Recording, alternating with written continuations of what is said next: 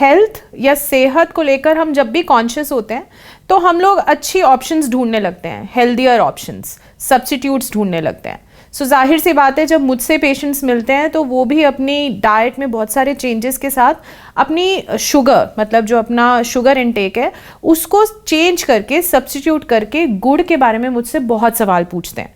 तो चलिए आज मैं आपसे बात करूंगी गुड़, उसके फायदे और नुकसान के बारे में।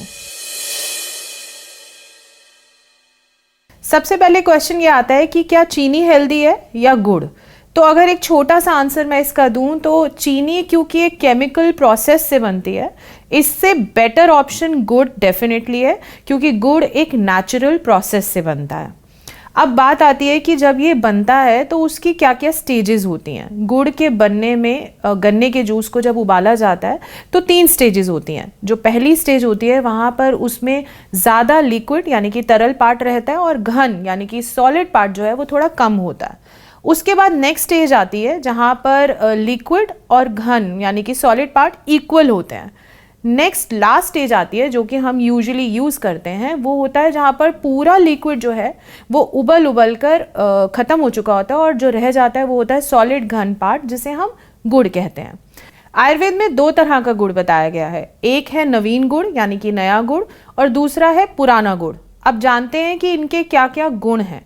नवीन गुड़ यानी कि नया गुड़ जो आप पहचान कर सकते हैं इस तरह कि ये सफ़ेद ज़्यादा दिखता है, थोड़ा सा गोरा दिखता है। और इस गुड़ को नवीन या नया तब तक कहते हैं 6 महीने तक, मतलब बनने के बाद जो 6 महीने तक गुड़ होता है उसको नया गुड़ कहा जाता है। ये बहुत हैवी होता है डाइजेशन में, तो जिन लोगों को वेट गेन करना होता है वो इसका इस्तेमाल ज़्यादा कर सकते हैं। पर ये भी बताया गया है कि जो गुड़ है, नवीन गुड़ जो है वो ज़्यादा कृमि, वर्म्स होते हैं जो पेट में रहते हैं, उनकी उत्पत्ति करता है। तो ये नवीन गुड़ जो है वो हेल्थ बेनिफिट्स की नज़र से अगर देखें तो थोड़ा सा कम फायदेमंद है। अब हम बात करते हैं पुराने गुड़ की।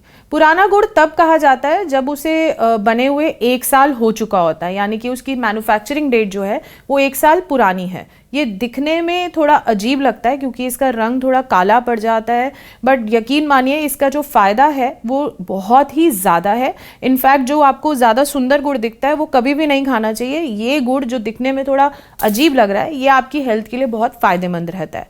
ये लघु होता है, मतलब कि आपकी डाइजेशन को अच्छा करता है। अब बात करूंगी कि गुड़ को खाने का सही टाइम क्या है। अक्सर ऐसा हम देखते हैं कि खाना खाने के बाद, स्पेशली विंटर्स में खाना खाने के बाद जब कुछ मीठा खाने का मन करता है तो बाद में गुड़ खाया जाता है।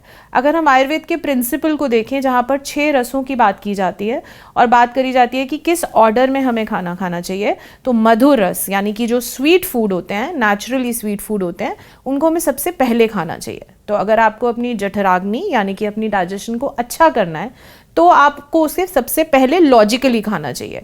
बट सर्दियों में अगर आप खा रहे हैं हैवी फूड यानी कि साग, परांठे, उसके बाद अगर आप एंड में गुड़ खाते हैं तो वो आपके साग या हैवी फूड जितने भी हैं उसको डाइजेस्ट करने में, क्योंकि कभी कभी क्या होता है ये जो हैवी फूड होते हैं ये आपको कॉन्स्टिपेट कर देते हैं, ये आपके पेट में वायु बढ़ाते हैं। तो उस समय पे अगर आप इसे एंड में लेते हैं तो ये फ़ायदा करता है।